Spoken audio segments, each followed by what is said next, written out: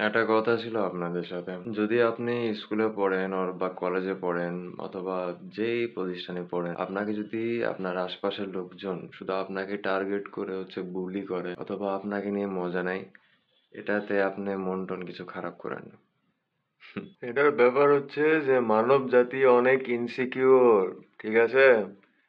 তারা সবসময় ট্রাই করে নিজের দোষ এবং নিজের যতগুলো খারাপ দিক আছে অন্যরা যাতে না জানুক। এবং এই না জানার পরিপ্রেক্ষিতে তারা মনে করে যে আমি যদি অন্য কাউকে অপমান করি অথবা কিছু বলি, সকলের কনসেন্ট্রেশন সেদিকে চলে যাবে। আর কনসেন্ট্রেশন যখন চলে যাবে তখন তার দিক থেকে সকল নজর সরে যাবে। যার কারণে মানুষ তাকে নিয়ে ভাবা চিন্তা করে যাকে নিয়ে মজা নেওয়া হচ্ছে তাকে নিয়ে ভাববে। এখন কথা হচ্ছে যে গ্রুপের মধ্যে ১ জন ২ জন যদি করতো তাহলে ঠিক আছে। কিন্তু গ্রুপের মধ্যে সবাই এটা করে।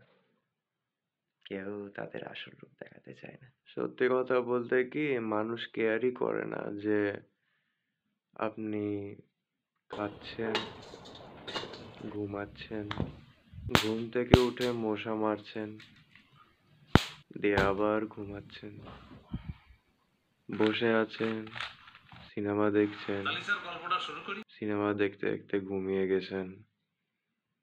মানুষ কেউ অত কিছু কেয়ার করে না। তারা ততক্ষণ পর্যন্ত কেয়ার করে যতক্ষণ পর্যন্ত তাদের অ্যাটেনশন থাকে। এই যে দেখেন কয়েকদিন পর বিশ্বকাপ শুরু হলে আপনার দ্বারা যত আকাম-পোকাম হয়েছে সব মানুষ ভুলে যাবে। তাই এইসব ফালতু চিন্তা ভাবনা নিয়ে ভাবার সময় আছে?